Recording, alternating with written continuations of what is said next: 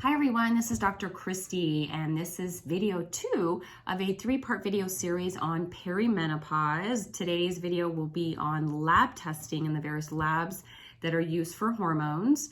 The first video was on signs and symptoms of perimenopause. What is perimenopause? The third video will be on treatment options, the various treatments that I recommend to female patients. So today's video is on different lab tests. I'm going to talk about the different types of lab testing, the pros and cons of each, and which ones I usually recommend for most of my female patients. So the reason why I do lab testing for patients, I do lab testing on all my patients, is because I want to see what's happening in the body physiologically. I want to see biochemically. I want to see what's happening with regard to her hormones. I want to see where she's at a baseline. I typically will then recommend a treatment plan, whether it's botanical herbs, nutrition, diet, exercise, stress management, and then also in some cases bioidentical hormones to her to help with these symptoms. And I want to track progress. I want to see if they're getting absorbed well. Is it too high? Is it too low?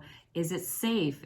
Is it safely being utilized by the body? And I also look at symptoms too. I want to make sure that and talk to her face to face, through phone, through video conference, just to make sure that what she is feeling with regard to the treatment plan, it's working. And sometimes the lab tests don't often show what I think it should show, and that's okay. That's why looking at symptoms as well and evaluating symptoms is just as important as lab testing. Okay, so let's dive in. So we're gonna talk about 4 or 5 different types of testing. The first one will be blood or serum. This is commonly done, the advantages of blood serum testing. And by the way, the steroid hormones that I typically look at are the steroid reproductive hormones of estradiol, progesterone, DHEA, testosterone, and the corticosteroid, cortisol, cortisone, and then some other hormones as well, depending on the specific type of test. And other lab markers might be FSH and LH2. Those are the pituitary gland hormones that signal to the ovaries to produce a follicle, to produce a corpus luteum, to see if she is getting closer to menopause. Menopause would be no period for 12 months and beyond. So as FSH and LH start to rise, trying to signal to the ovaries to produce a follicle, corpus luteum, that usually means she's approaching menopause. So those are the main blood tests that I would order. Advantages would be it's common. It's usually most labs will test for those. A lot of doctors know about that. It's pretty convenient. You go into a lab, you get a one-time blood draw, you get your blood tested, and typically it's fasting first thing in the morning. A lot of our hormones are elevated first thing in the morning, like testosterone, cortisol, in some cases estrogen. And so the testing is usually done one time, you're done, you're in and out of there. Often it's covered by insurance. Sometimes it's not covered by insurance. Sometimes some doctors are not big fans of ordering hormone testing by blood or any hormone testing for various reasons. Sometimes if you pay the lab directly and you don't involve insurance, let's say you have a really high deductible, you pay the lab directly for these hormone tests, the lab test cost ends up being a lot less if you don't involve insurance because you're paying the lab directly. So that would be an advantage in some cases. Disadvantage would be it's a blood draw, it's needles, there might be bruising, you have to go into a lab, you have to make an appointment, it's fasting first thing in the morning, so that sometimes interrupts your day with regard to your work schedule, just your schedule for the day. And you often don't see the hormone metabolites, the hormone breakdown of what's happening in the body physiologically with blood, as with some other tests that I'll talk about in just a moment.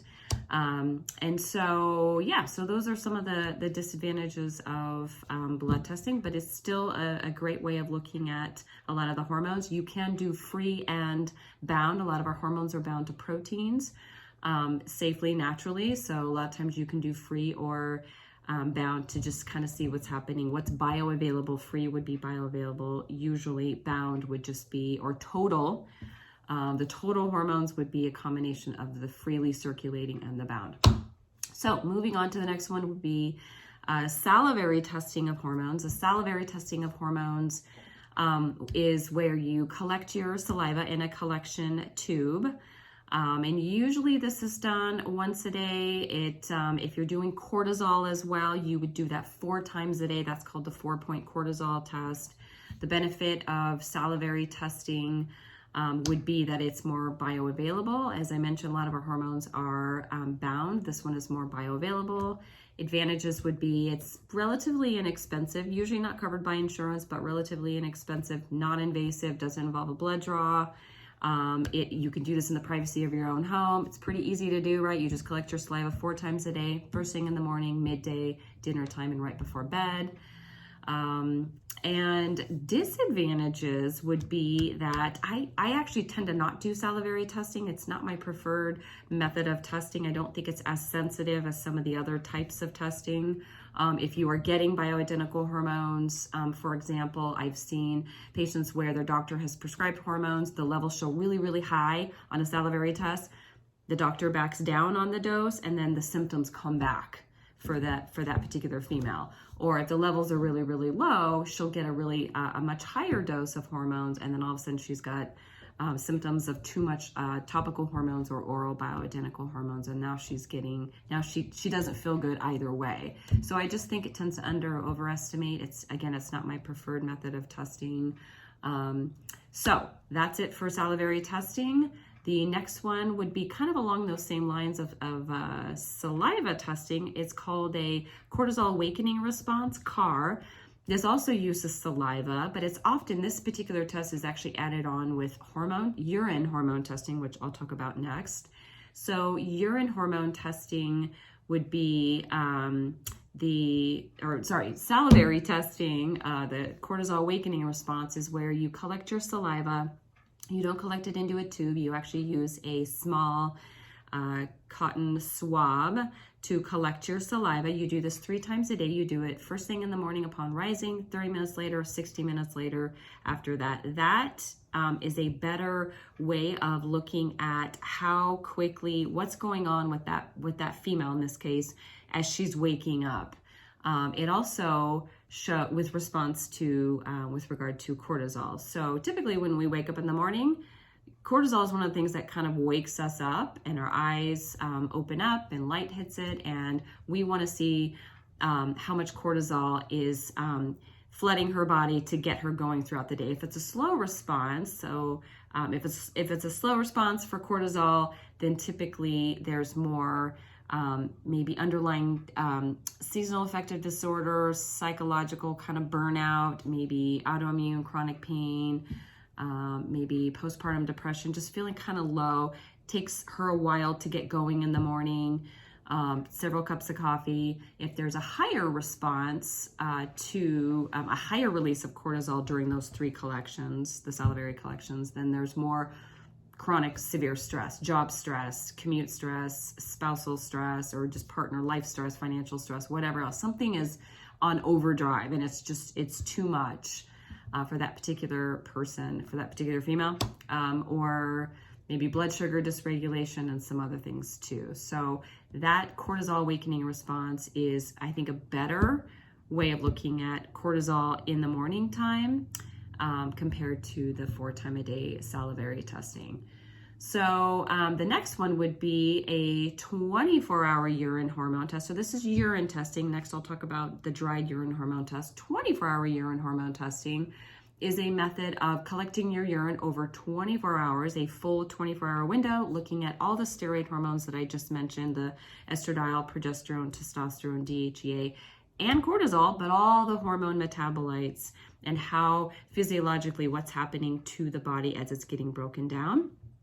And it shows the liver action. It's showing, obviously this is going through the liver to the kidneys to the bladder because it is a urine test. So it's showing markers that would indicate hormone excess, hormone deficiency, nutritional organic acid metabolite as well, and it would show inside. It also helps me to see where I need to fine-tune treatment. So do I need to increase certain treatments, increase dosages of hormones, decrease, cut back? And so that is a great test. Advantages of that would be that it's very comprehensive. It's very detailed. It's typically done on day 19, 20, 21 of a woman's cycle if she's still having a 28-day cycle. If she's having a shorter cycle, in the case of perimenopause, you would do that a little bit sooner. If she's having a longer cycle, you would collect that particular test a little bit later. Or if she's still ovulating, you would maybe do this test 5 days after ovulation. If she's not having a period at all, you just simply do this test anytime.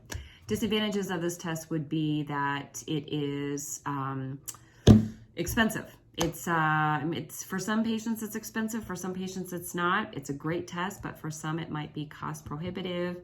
You have to carry around a collection jug and collect your urine for 24 hours. Some people don't want to have to do that. It is also, it's time consuming. It takes time out of your day. You could take it to work, but it's a little awkward having to carry around an orange collection jug or keep it in a bag. So for some people, it's inconvenient.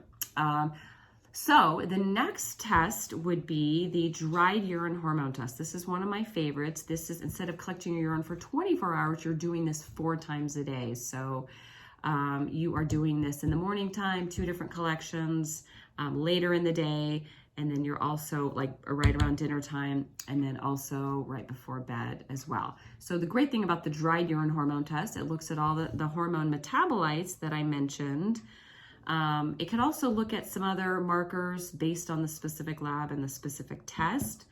But you are also going to see that 4-point cortisol that I mentioned for saliva, but in my opinion, the urine's a lot more sensitive. So you are going to see that 4 times a day circadian rhythm diurnal pattern of cortisol to see if there's adrenal fatigue, adrenal stress. When is the cortisol rising when it should, which is typically morning time? Is it dropping when it should be at bedtime?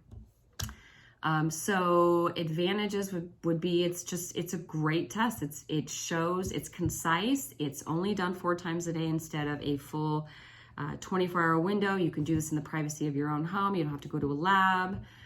There's a lot of handouts that are available that describe what's happening. Of course, the doctor goes over that with you at your appointment, but there's a huge explanation of what's happening with that particular lab, what's happening with your body with regard to your lab test. So it's very detailed, very explanatory, and it's a great test. So disadvantages would be maybe cost. It's not quite as much as the 24-hour urine test, but it's somewhat more expensive than the blood testing, more expensive than the saliva, but just a really great test. I think it's pretty affordable, and it can also indicate or basically evaluate how much, what kind of treatment needs to happen for that particular patient. Do we need to increase certain liver support products? Do we need to change the diet in some way? Do we need to increase, decrease the dose of bioidentical hormones?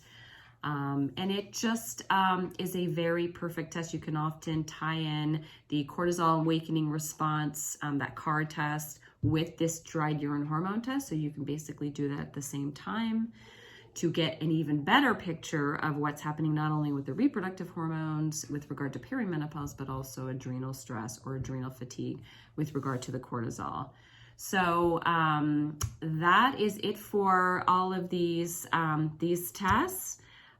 Thanks for tuning in. If you want your hormones tested and you are curious what's happening with your body and you want to get treatment for perimenopause and you want to get tested, schedule an appointment with me. You can schedule a 15-minute discovery call just to ask questions first before you schedule that new patient appointment. The website address to schedule that discovery call or new patient is drkristi.com, DOCTORKRISTI.com. Click on schedule an appointment and we'll get you started. And thanks for tuning in today. Join me next time for the next video, which is on treatment options for perimenopause. And we'll see you next time.